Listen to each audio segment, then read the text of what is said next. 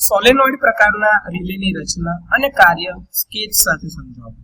તો solenoid relay સૌથી સરળ ઇલેક્ટ્રોમેગ્નેટિક એટ્રેક્શન રિલેમાંનું એક છે. આમાં એક પોલો નળાકાર સોફ્ટ આયનનું કોર હોય છે જેના ઉપર વાઇન્ડિંગને વીંટાળવામાં આવે છે.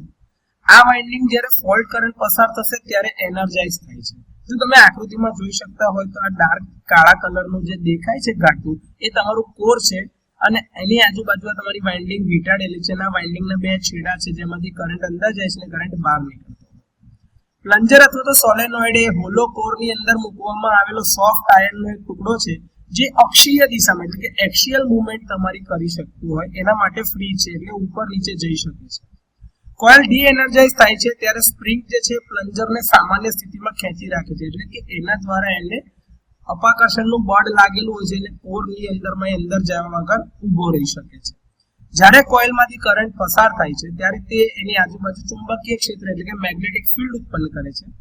આ ચુંબકીય ક્ષેત્ર પ્લન્જરને પોતાની તરફ આકર્ષે છે અને આકર્ષવાના કારણે એને કોરની અંદર ખેંચશે.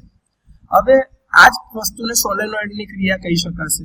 જેમ જેમ પ્લન્જર તમારું અંદર જાય છે તેમ એક કોરની અંદરમાં ખેંચાતા જશે તો આ કોન્ટેક્ટ તમારા ક્લોઝ થશે. હવે ક્લોઝ થવાના કારણે તમારી સર્કિટ બ્રેકરની જે ટ્રીપ કોઇલ છે એનર્જાઇઝ થશે અને બ્રેકર ઓપરેટ થશે.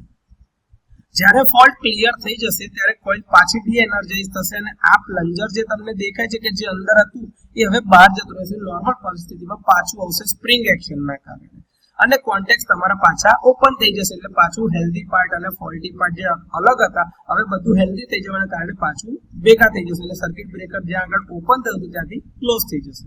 તો આ રીતે સોલેનોઇડ પ્રકારના રિલેની રચના અને કાર્યને સમજી શકાય.